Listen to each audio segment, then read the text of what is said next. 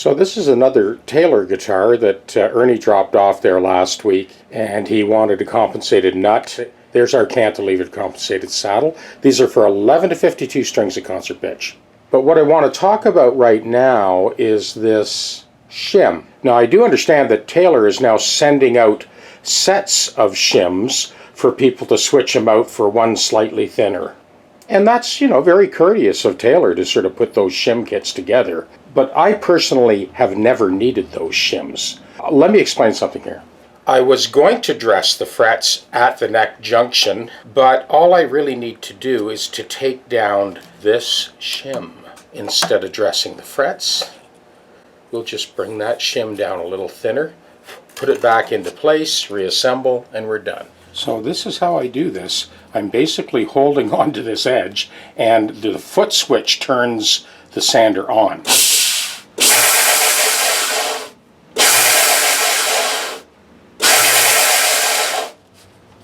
Just going to touch that outside edge just a little bit more.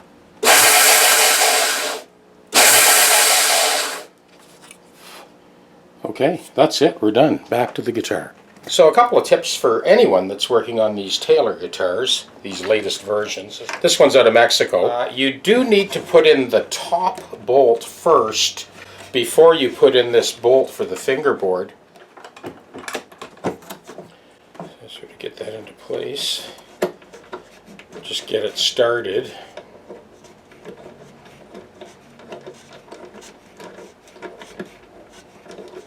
So I'm just doing this by hand with a ratchet extension. I've snugged that down by hand and then backed it off a little bit. This is the bolt that goes underneath the fingerboard. We'll get that in next. Give me a second. I may block the camera here for a second. There we go. It's a little Allen key that I sort of cut off so I can kind of get into these tight spaces on these Taylor guitars to snug that bolt back down. I keep that, just jam it into that storage foam, that white foam that I use. So when I need it, it's there. So we'll snug that down. Hard to show exactly what I'm doing, but you get the idea. I'm snugging that bolt down and pulling that fingerboard extension tight, and this eliminates the necessity for a fret dress at the neck junction that you've seen me do a few hundred times on other guitars, sometimes on Taylors as well. But good. Okay, that's snugged down. So the fingerboard bolt on the underside is tightened, the top bolt is tightened, and now we'll snug down that lower bolt by hand.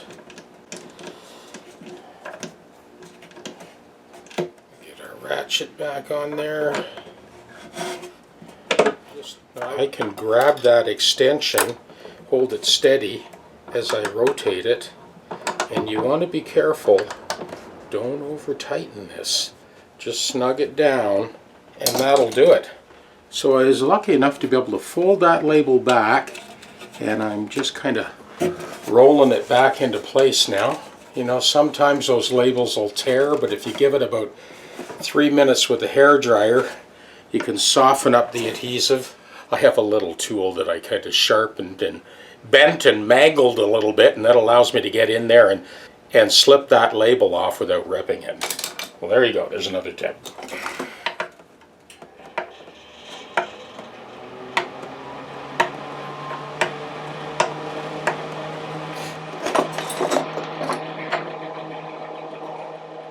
Well, that took care of the hump here at the neck junction.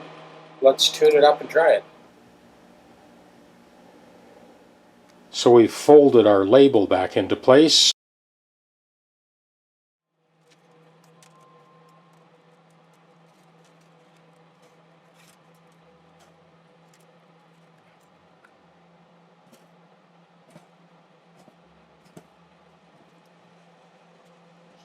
So I've gone through all 8 levels of calibration, and now it's the moment of truth.